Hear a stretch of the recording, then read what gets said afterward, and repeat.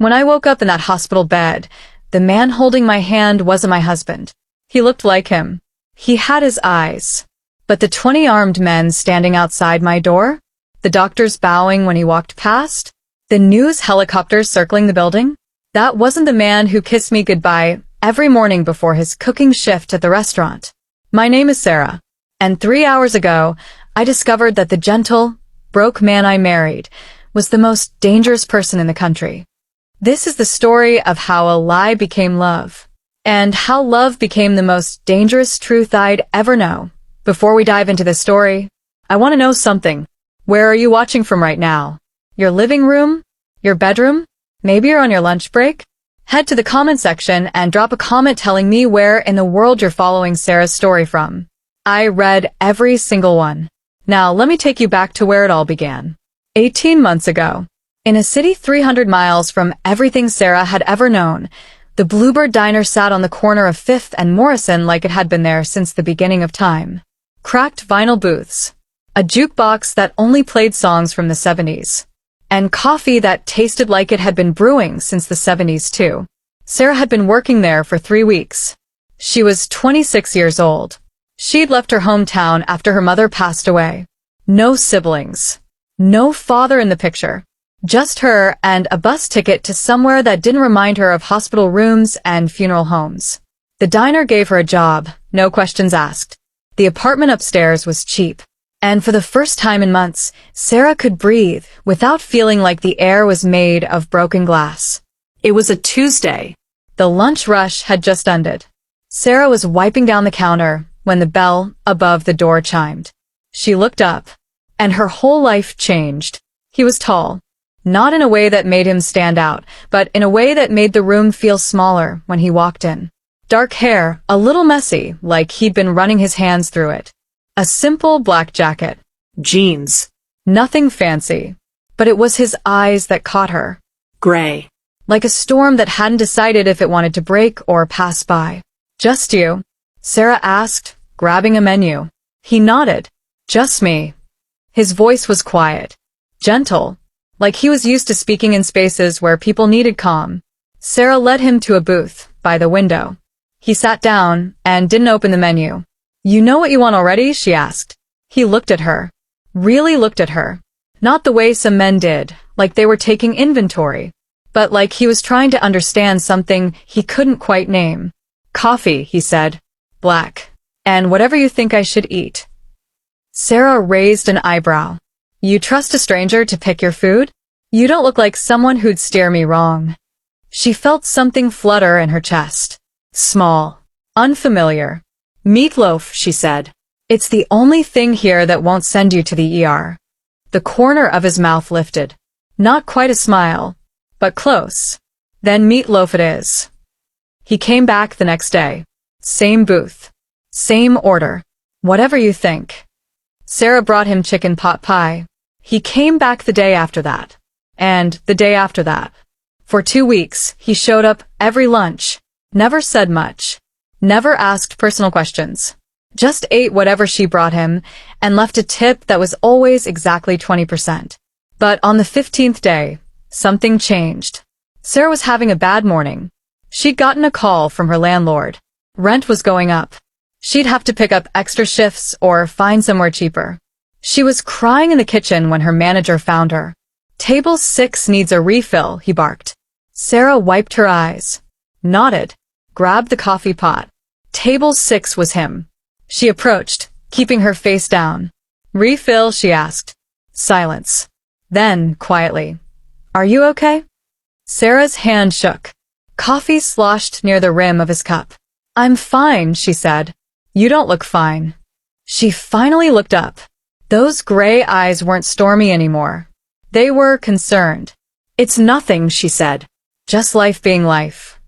He was quiet for a long moment. Then he reached into his jacket and pulled out a business card. He flipped it over and wrote something on the back. I own a restaurant across town, he said. Well, I work in the kitchen there. We need a server. Better pay than here. Better tips too. Sarah stared at the card. You barely know me. I know enough, he said. I know you show up on time. I know you're kind to people even when they don't deserve it. And I know you need help. He slid the card across the table. Think about it. Sarah didn't think about it. She went to the address the next day. The restaurant was called the Garden House. It was tucked into a quiet neighborhood, surrounded by trees. Soft lighting. White tablecloths. The kind of place where people celebrated anniversaries. He was waiting outside. You came, he said. I need the job, Sarah replied. Then it's yours. Don't you need to interview me? Check references. He shook his head. I told you. I know enough. Sarah felt something in her chest loosen. What's your name? He hesitated. Just for a second. Like the question had caught him off guard. Kai, he said finally. Kai, she repeated. I'm Sarah. I know, he said. And there was something soft in his voice when he said it. Working at the Garden House was different. The customers were quieter. More respectful. The owner, an older woman named Mrs. Chen, treated Sarah like family from day one. And Kai was always there. He wasn't actually a chef, Sarah learned. He managed the kitchen, planned menus, dealt with suppliers. But he'd roll up his sleeves and cook when they were short-staffed, moving through the kitchen like it was a dance he'd known his whole life. He started walking her home after shifts. You don't have to, Sarah said the first time. I want to, Kai replied. They'd walk in comfortable silence. Sometimes he'd ask about her day. Sometimes she'd ask about his. Small things. Easy things. One night, 3 months after she started, Sarah tripped on a crack in the sidewalk. Kai caught her before she hit the ground. For a moment, they stood there. His hands on her waist. Her hands on his chest. Close enough that she could feel his heartbeat. Careful, he whispered. Sorry, she breathed. He didn't let go right away. Neither did she. Tea happened on a Friday night. The restaurant had just closed. Sarah was counting tips in the break room when Kai walked in. Good night, he asked. Great night, Sarah said, smiling. Some guy proposed to his girlfriend at table 12. She said yes. They tipped me $50. Kai leaned against the doorframe. You like this? Making people happy. Don't you? He was quiet. I used to think happiness was complicated. Something you had to fight for. Chase down. But watching you, you make it look simple. Sarah felt her cheeks warm. It is simple. You just have to notice it. Kai stepped closer. Teach me. Teach you what? How to notice it. Her breath caught. He reached out, tucking a strand of hair behind her ear. His fingers lingered against her jaw. Sarah, he said softly. Yeah. Can I kiss you? She didn't trust her voice. So she nodded. He kissed her like she was the answer to a question he'd been asking his whole life. Slow. Gentle. Like he was afraid she might disappear if he held on too tight. When they pulled apart, Sarah whispered, I've been waiting for that. Me too, Kai said. Longer than you know. 6 months later, Kai asked Sarah to marry him. They were in his apartment. Small. Neat. Nothing fancy. He'd cooked dinner. Pasta with homemade sauce. Garlic bread that filled the whole place with warmth. He was nervous. Sarah could tell. He kept adjusting his watch. Clearing his throat. Kai, she finally said. What's wrong? He set down his fork. Nothing's wrong. Everything's perfect. That's the problem. How is that a problem? He reached across the table and took her hand. Because I don't deserve this. I don't deserve you. But I want you anyway. Every day. For the rest of my life. He pulled a small box from his pocket. Sarah's eyes went wide. I don't have much, Kai said. I can't give you a big wedding or a fancy house or any of the things you deserve. But I can give you me. All of me. If you'll have me. The ring was simple. A thin silver band with a small stone. It was perfect. Yes, Sarah whispered. Yes, yes, yes. They got married at City Hall 3 weeks later. Mrs. Chun was their witness. She brought flowers from her garden. Pink roses. Sarah wore a white dress she found at a thrift store for $30. Kai wore the same black jacket he'd worn the first day they met. The ceremony took 7 minutes. But when the officiant said, You may kiss your bride, and Kai pulled Sarah close. Those 7 minutes felt like forever crystallized into a single, perfect moment. "I love you," he whispered against her lips. "I love you too," Sarah whispered back. What Sarah didn't know was that Kai left every Sunday. "Work," he'd say. "The restaurant has another location. I have to check on things." Sarah never questioned it. Why would she? He always came back Monday morning with that same gentle smile. But on Sundays, Kai drove 300 miles back to the city he'd left behind. Back to the life he'd buried. Back to being Kai Wolf. Not Kai the kitchen manager. Kai Wolf. The Wolf of the North. The man who controlled 60% of the city's underground economy. The man whose name made powerful people go quiet. The man who had more blood on his hands than he could ever wash off. He'd inherited the empire when he was 22. His father's legacy. His father's sins. For 16 years, he'd ruled with an iron fist. No mercy. No weakness. Until he couldn't do it anymore.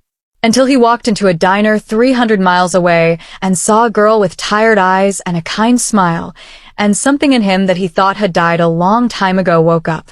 He'd built a second identity. Papers. Backstory. A small life in a small city where no one knew his name. And he'd fallen in love. Real love. Not the transactional, dangerous thing he'd known in his old life. But something clean. Pure.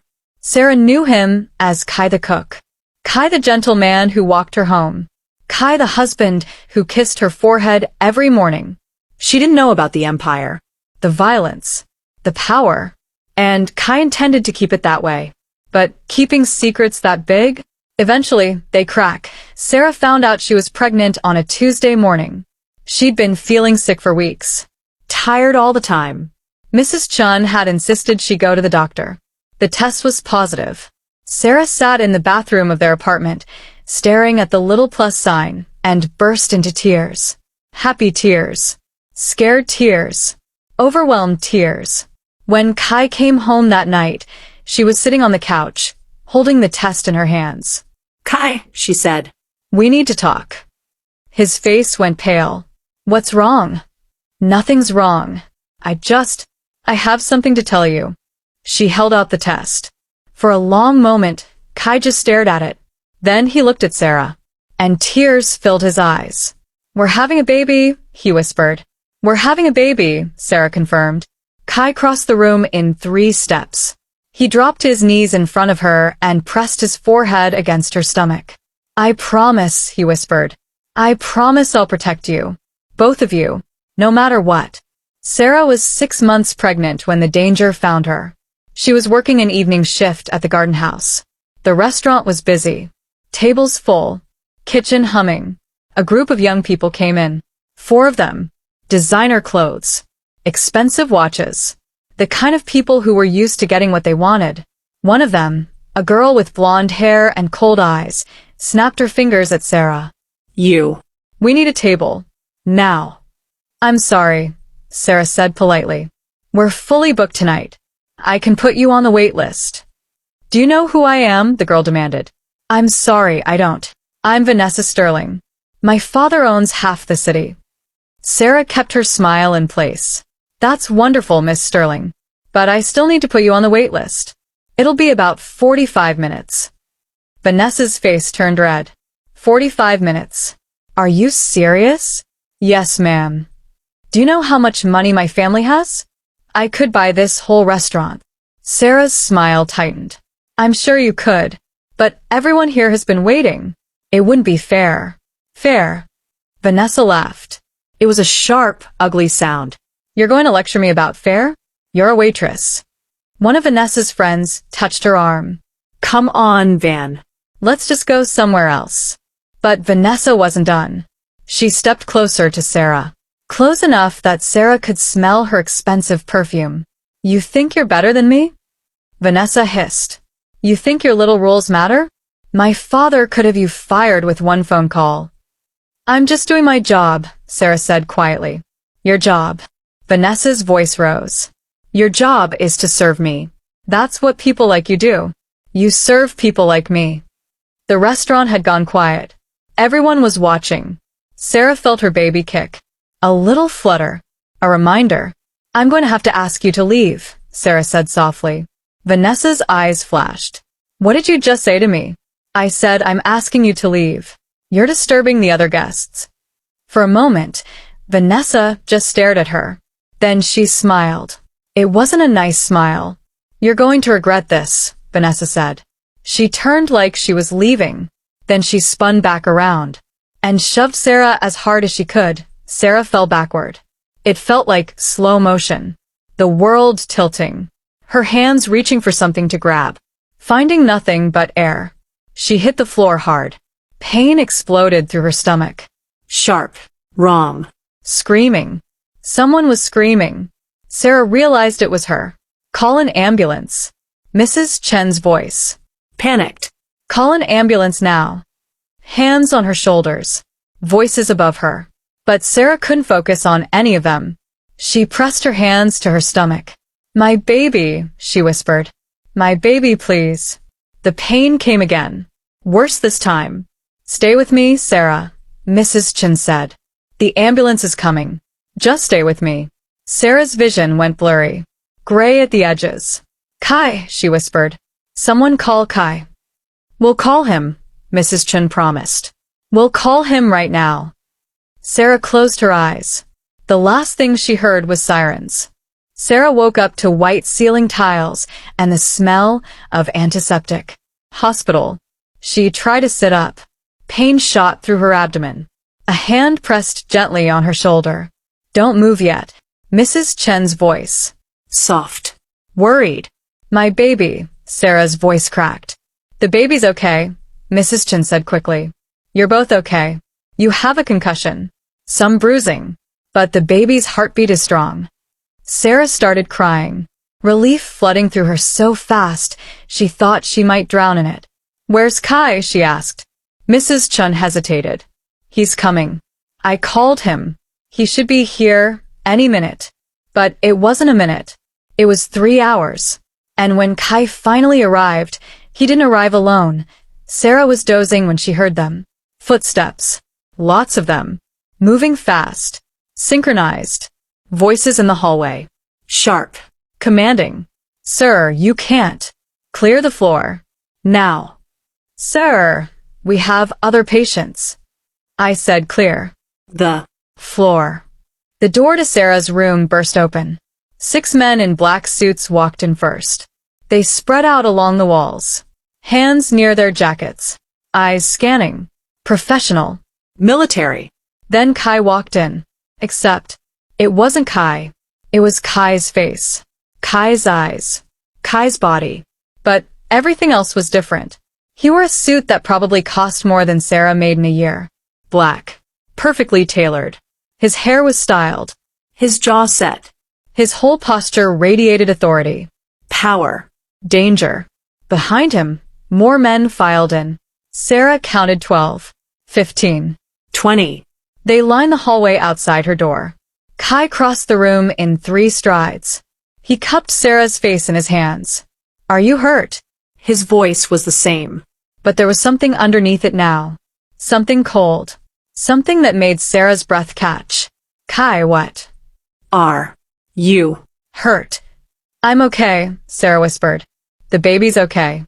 But Kai, who are all these people? What's happening? Kai pressed his forehead against hers. I'm sorry, he whispered.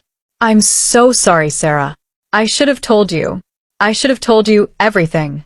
A doctor appeared in the doorway. He looked terrified. Mr. Wolf, he stammered. We didn't know. Kai didn't even look at him. Get out. Sir, I need to check on the patient. I said. Get out. The doctor fled. Sarah's heart was pounding. Kai, you're scaring me. What's going on? Who's Mr. Wolf? Kai pulled back. He looked at her with those storm gray eyes. And Sarah saw something in them she'd never seen before. Guilt. My name isn't Kai Chun, he said quietly. It's Kai Wolf. And I'm not a kitchen manager, Sarah. He stopped. Closed his eyes. I'm the man your father warned you about when you were a kid. The monster in the news. The reason people lock their doors at night. Sarah stared at him. What are you talking about? One of the men by the wall spoke up. Ma'am, your husband is the head of the Wolf organization. He controls the majority of operations in the northern. Marcus, Kai said softly. Shut up. Marcus went silent. Kai looked back at Sarah. I'm a criminal, Sarah. I run an empire built on things you don't want to know about. I've hurt people. I've done things that would make you sick. And I lied to you. About everything. Sarah felt like the room was spinning. You're joking. This is some kind of... I'm not joking. But you're a cook. You work at the garden house. You. I bought the garden house, Kai said. I bought the apartment we live in. I bought the car you think I'm still making payments on. I've been lying to you since the day we met. Sarah's hands started shaking. No. No, you're my husband. You're gentle. You're kind. You walk me home every night. You make me breakfast. You. I'm all of those things with you, Kai said. But I'm other things too. Dangerous things. And I kept you away from that world because I wanted to give you something real. Something clean. But I should have told you. And now. He looked toward the door. Now someone hurt you. Someone touched my wife. And I'm going to make them pay for it. Sarah couldn't process it. Her gentle husband. Her kind, broke husband who counted pennies for groceries. Who saved up for months to buy her a thrift store wedding dress. That man was a lie. How much money do you have? Sarah asked, her voice hollow. Kai was quiet for a moment. Enough that we never have to worry about anything. Ever. How much? Sarah. How? Much. Billions, Kai said quietly. I'm worth billions, Sarah. She laughed. It came out wrong. Broken. Billions. And you let me work double shifts to save up for a crib. You let me worry about rent. You let me... Her voice cracked. You let me believe you loved me. Kai dropped to his knees beside the bed. I do love you. That's the only thing that was real. Everything I felt, everything I feel, that's real. How can I believe anything you say? Sarah whispered. You lied about everything. Your name. Your job. Your life. Who are you? Because you're not the man I married. Yes, I am, Kai said desperately. I'm exactly the man you married. That part wasn't an act. When I'm with you, I'm not the wolf. I'm just me. The person I wanted to be. The person I could have been if my life had gone differently. But it didn't go differently, Sarah said. And now I'm married to a criminal. Now I'm having a criminal's baby. The words hung in the air like poison. Kai flinched like she'd hit him. I understand if you hate me, he said quietly. I understand if you want to leave. I'll set you up. Money. Protection. A new identity. You and the baby will be safe and taken care of for the rest of your lives. You'll never have to see me again. Sarah looked at him. Really looked at him. This stranger in an expensive suit with 20 armed men outside the door. But underneath all of that, she could still see him. Kai. Her Kai.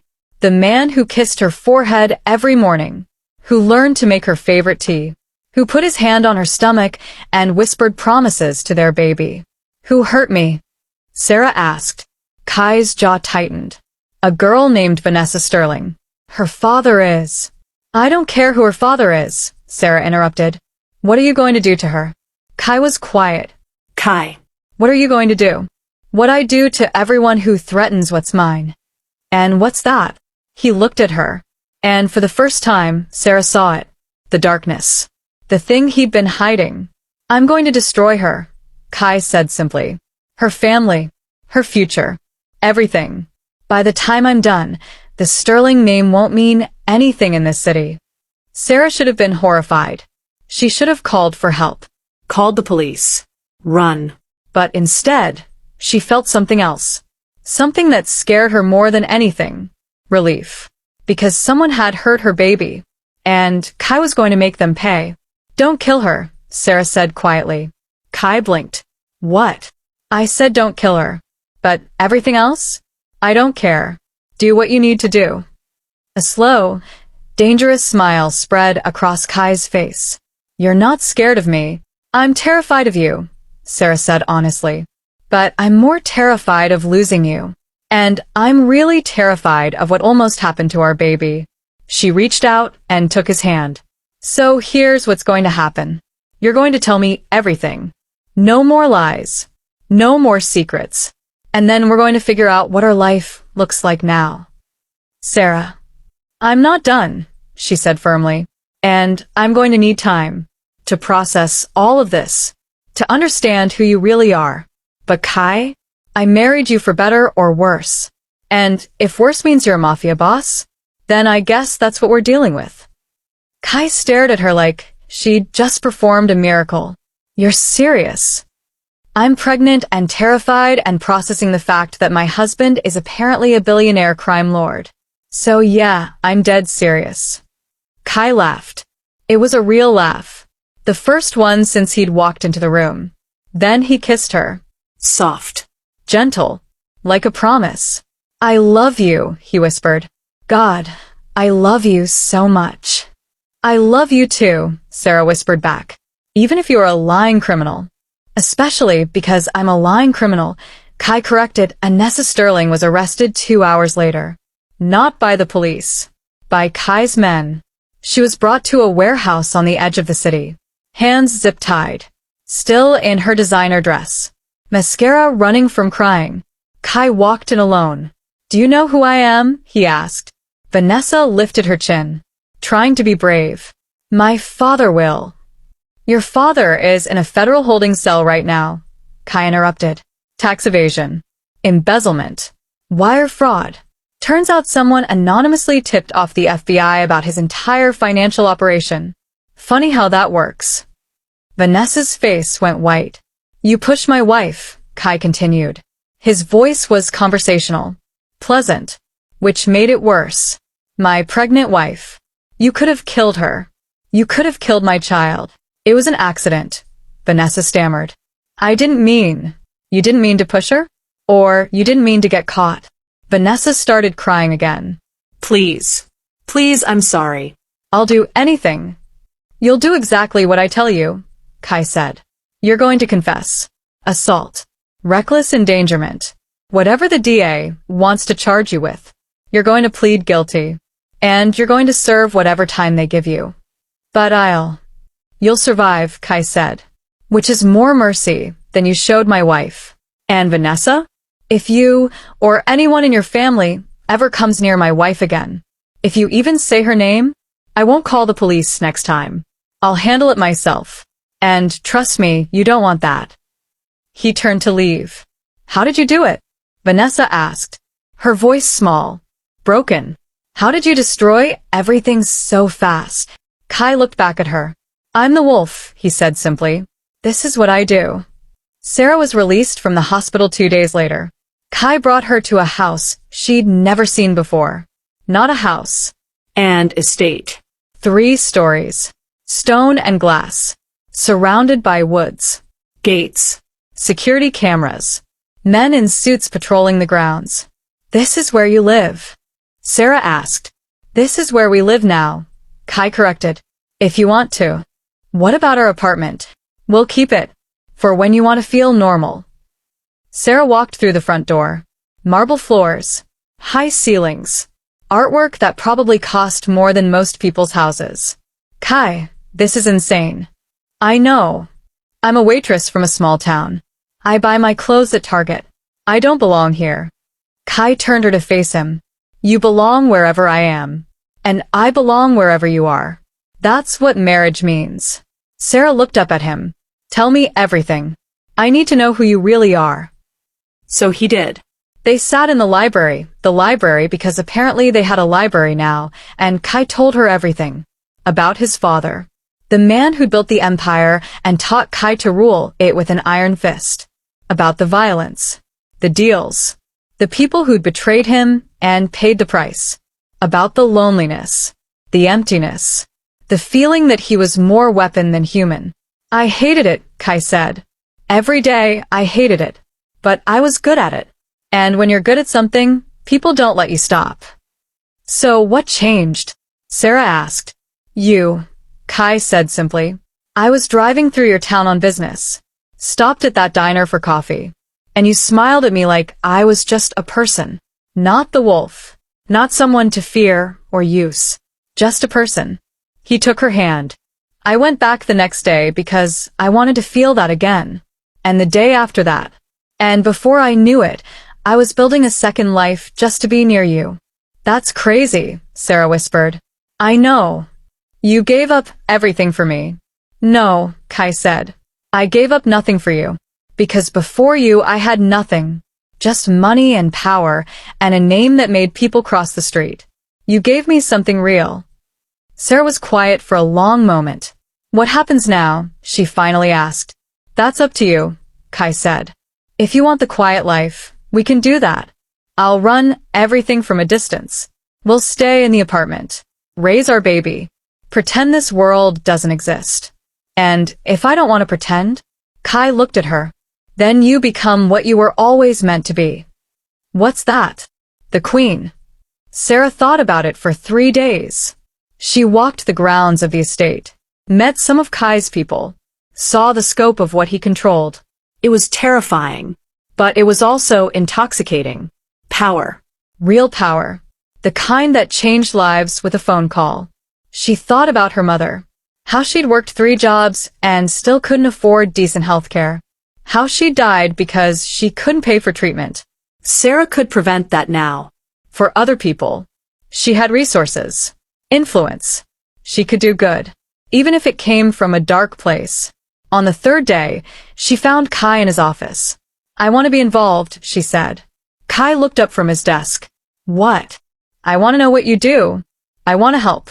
Not with the violent stuff, but the other things. You said you control businesses. Real estate. Shipping. I want to be part of that.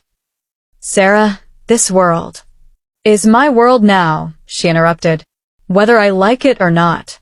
So I might as well understand it. Kai studied her for a long moment. Then he smiled. You're sure? I'm terrified. But yeah. I'm sure. He stood up and walked around the desk. Pulled her close. You're going to be amazing, he whispered. I'm going to be so out of my depth, Sarah corrected. That's what makes you perfect. You see things differently. You care about people. This empire? It's been about fear and power for too long. Maybe it's time it was about something else too. Sarah looked up at him. You really think I can do this? I think you can do anything. Sarah went into labor on a Sunday night. Kai was in a meeting when his phone rang. He looked at the screen, saw Sarah's name, and every powerful person in the room watched the most dangerous man in the city go completely pale. I have to go, he said.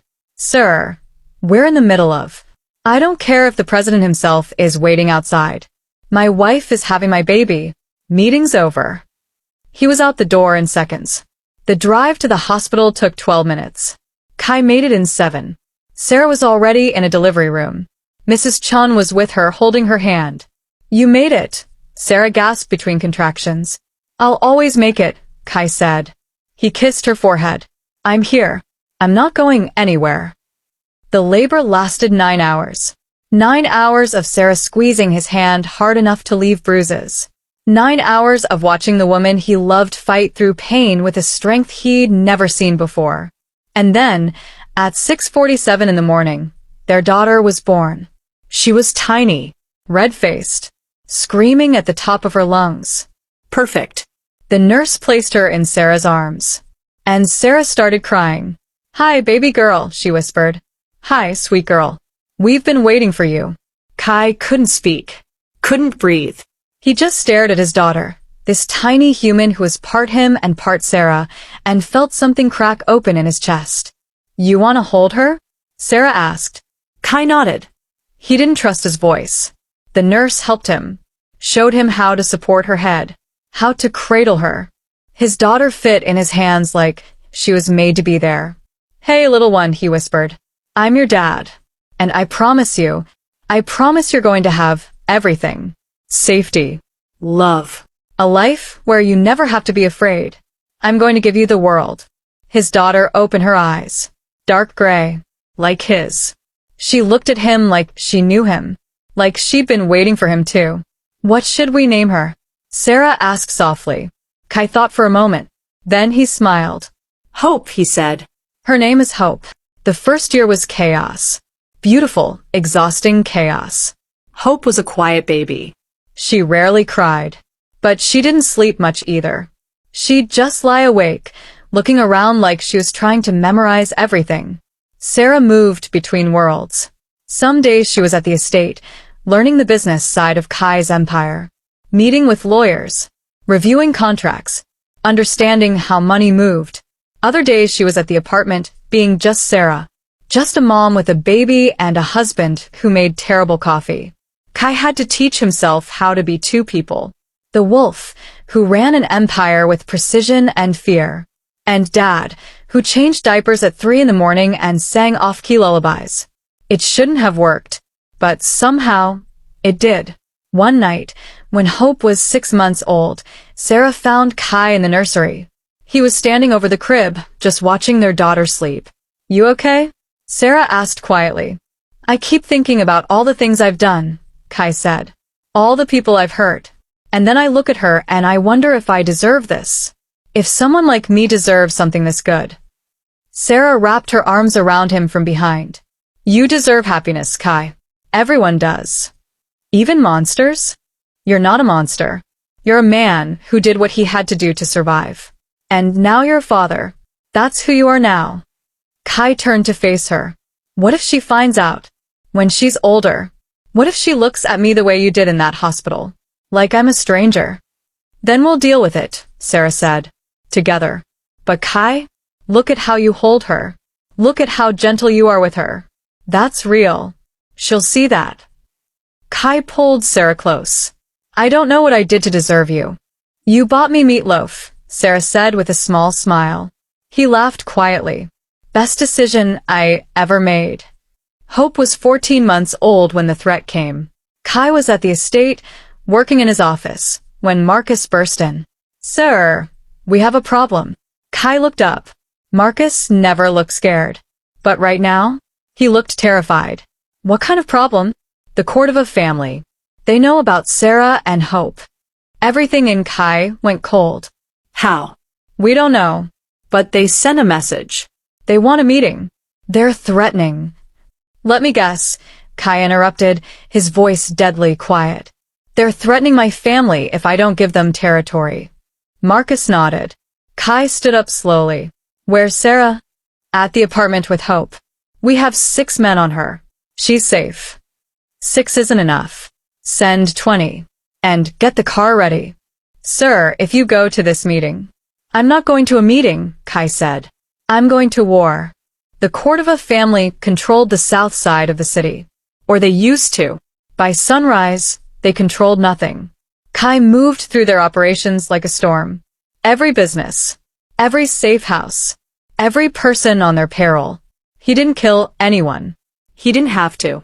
He just dismantled everything they'd built, piece by piece, until there was nothing left. The message was clear.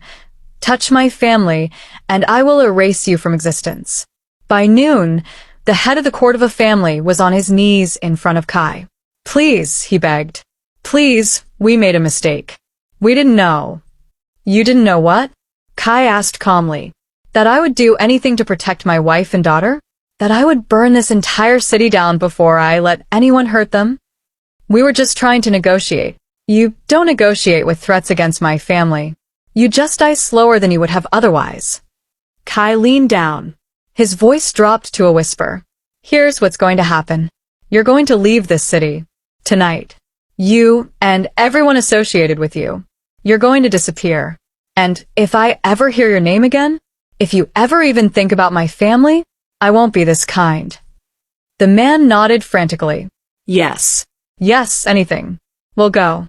We'll disappear. Good, Kai said. He straightened up. And spread the word. Anyone who comes after Sarah or Hope. This is what happens. But faster. Sarah was waiting when Kai got home. Hope was asleep upstairs. The house was quiet. I heard, Sarah said. Kai nodded. I handled it. Marcus told me what you did. How far you went. Sarah. I'm not mad, she interrupted. I need to know. Is this going to keep happening? Are we always going to be looking over our shoulders? Kai was quiet for a long moment. Then he sat down next to her. Yes, he said honestly. As long as I'm the wolf, there will always be people who want to hurt me. And the best way to hurt me is through you and hope. So, what do? We have options. I can step down, hand the empire to someone else. We can disappear, start over somewhere new, give Hope a normal life. And you be okay with that? Kai looked at her. I'd do anything for you and Hope. If walking away means you're safe, I'll do it in a heartbeat. Sarah was quiet. Then she said something that surprised him. I don't want you to walk away. What? I've been thinking about this. A lot. And I realized something. Your empire? It employs thousands of people. It protects neighborhoods the police ignore. It gives people opportunities they wouldn't have otherwise. Yes, there's violence. Yes, there's danger. But there's also stability. Order. You're not just a criminal, Kai. You're a king. And kings don't abandon their kingdoms. Sarah. I'm not done, she said firmly. I married you knowing who you were. Well, kind of.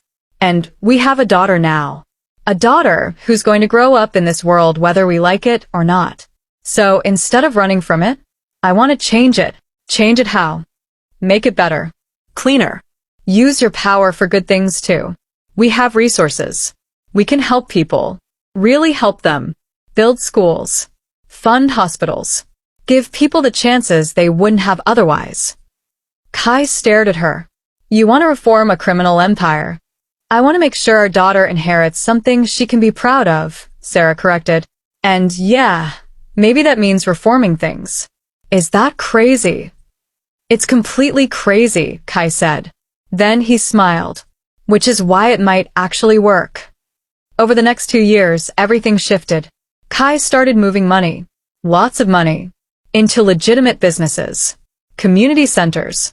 Scholarship funds. Sarah became his partner in every sense.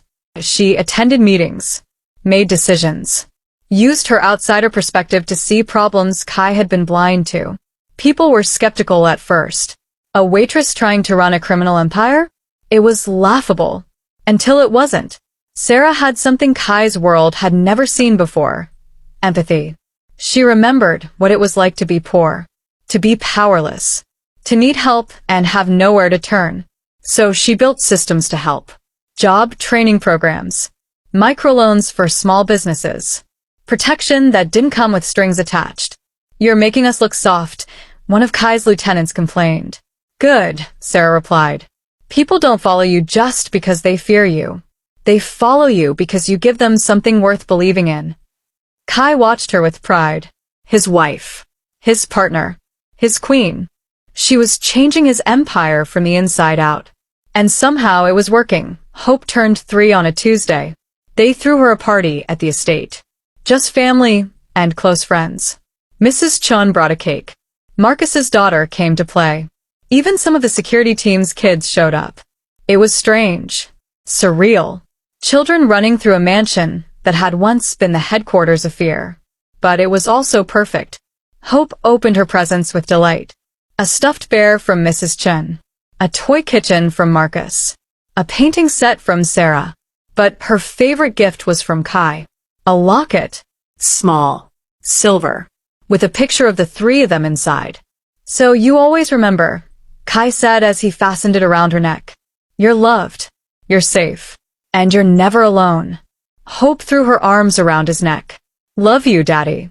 Kai's eyes filled with tears. Love you too, little Hope. Sarah watched them and felt her heart swell. This was what she'd fought for. This was what mattered. Not the power. Not the money. Not the empire. This. Family. Love. Moments that felt like magic. Hope was 5 when she asked the question Sarah had been dreading. They were in the car. Kai was driving them home from kindergarten. Daddy. Hope said from her car seat. Why do you have so many bodyguards? Kai glanced at Sarah. She nodded. Time to start telling the truth. Because Daddy has an important job, Kai said carefully. And sometimes, people who don't like Daddy's job try to cause problems. What kind of job? I help run businesses. And I make sure our neighborhood stays safe. Like a policeman? Sort of, Kai said. But different. Hope was quiet for a moment. Then, Tommy at school said his dad says you're a bad man. Sarah felt her stomach drop. Kai pulled the car over. He turned around to face Hope. Come here, baby girl. Sarah unbuckled Hope and handed her to Kai. He held their daughter in his lap. I need to tell you something, Kai said. And it's important that you understand. Okay. Hope nodded, her gray eyes serious. Daddy has done bad things, Kai said. Things I'm not proud of. Things that hurt people. And some people think that makes me a bad person.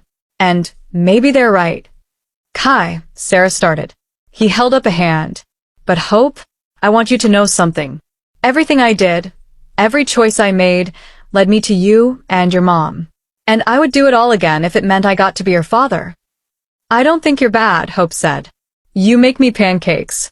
And you read me stories. And you always check for monsters under my bed. Kai's voice cracked. Thank you, baby girl. Are there really monsters? Yes, Kai said honestly. But not the kind under your bed. The real monsters look like regular people. And sometimes they do bad things. But here's what I want you to remember. You get to choose. You can be like the monsters. Or you can be better. You can help people. You can be kind. You can make the world a little less scary. I want to be like you and Mommy, Hope said. Then you're already better than both of us, Sarah whispered. 10 years later, Sarah stood in the same hospital where she'd discovered the truth. But this time, she wasn't a patient. She was cutting a ribbon. The new wing was called the Hope Wolf Community Health Center. Free health care for anyone who needed it. No questions asked. No bills. Just help. Funded entirely by the Wolf Foundation. Sarah had spent 5 years building the foundation, turning Kai's empire money into something that changed lives. Schools, hospitals, shelters, programs. She'd never stopped being a waitress at heart. She still remembered what it felt like to need help. Now she could give it. Kai stood beside her, one arm around her waist. Their daughter, now 13, stood on her other side. Hope had grown into a serious, thoughtful girl. She volunteered at the community center every weekend. She wanted to be a doctor. Can I say something? Hope asked. Sarah nodded. Hope stepped up to the microphone. My name is Hope Wolf, she said. Her voice was clear, confident. And my family isn't like other families. My dad isn't like other dads. We have bodyguards. We live in a big house. People whisper when we walk by. The crowd was silent. But here's what I know, Hope continued. My dad taught me that where you come from doesn't matter as much as where you're going. My mom taught me that having power means nothing if you don't use it to help people. And together, they taught me that family isn't about being perfect.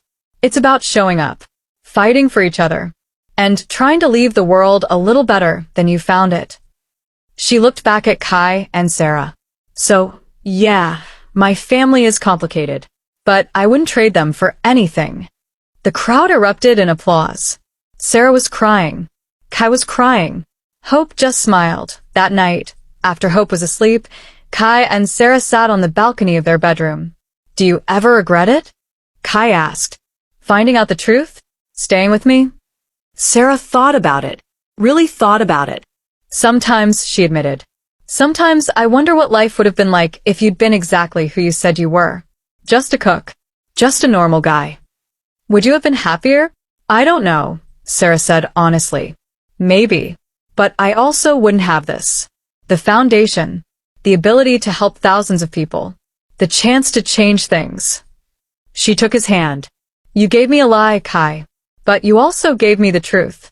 And the power to do something with it. So no. I don't regret it. Kai pulled her close. I spent my whole life being the wolf. Being the thing people feared. And then you walked into my life and made me want to be something else. What's that? Better. Sarah kissed him. Soft. Deep. Like she'd done 1,000 times before. You are better, she whispered. You just needed someone to believe it. Hope was 17 when she told her parents she wanted to go to medical school. I want to work at the community center, she said. I want to help people like you do, Mom. But I want to do it with medicine. Sarah felt her heart swell with pride. Then you'll be amazing, she said. But there's something else, Hope added. She looked at Kai. I want to understand the business too. Kai frowned. Hope. I know what you do, Dad. What you really do. I'm not a kid anymore. And I'm not naive. I know the foundation money comes from places that aren't clean. Then why? Because someone needs to keep changing it, Hope interrupted. Someone needs to keep making it better. And if I'm going to inherit this world, I want to know how to fix it. Kai and Sarah looked at each other. Their daughter. So much like both of them. Sarah's heart. Kai's strength. Okay, Kai said finally. But you do it your way. Not mine. That's the plan, Hope said with a smile. 25 years after Sarah first walked into the Bluebird Diner, the Wolf family gathered for dinner. Not at the estate. At the apartment. The same apartment where Kai and Sarah had started their life together. They'd kept it all these years. A reminder. A piece of the lie that had become the truth. Hope was there with her husband, a kind man who taught high school. Their 2 children, ages 3 and 5, ran through the small space with delight. Kai's hair had gone gray at the temples. Sarah had laugh lines around her eyes. But they still looked at each other the same way they had that first day in the diner. Like coming home. Grandpa, Hope's daughter asked. Tell us the story again. About how you met Grandma. Kai smiled. He'd told this story 100 times. But he never got tired of it. Well, he said, it starts in a diner. I was just a guy looking for coffee. And your grandma was a waitress who changed my whole life. Was it love at first sight? The little girl asked. Kai looked at Sarah. For me? Yeah, it was. For me, Sarah added.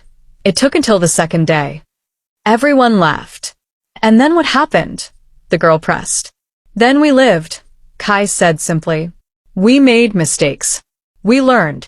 We built something together. And eventually, we figured out that love isn't about being perfect. It's about choosing each other. Every single day. Even when it's hard, the girl asked. Especially when it's hard, Sarah said. Hope watched her parents and felt overwhelmed with gratitude. They'd given her everything. Not money. Not power. But a foundation. A belief that people could change. That love could transform even the darkest places.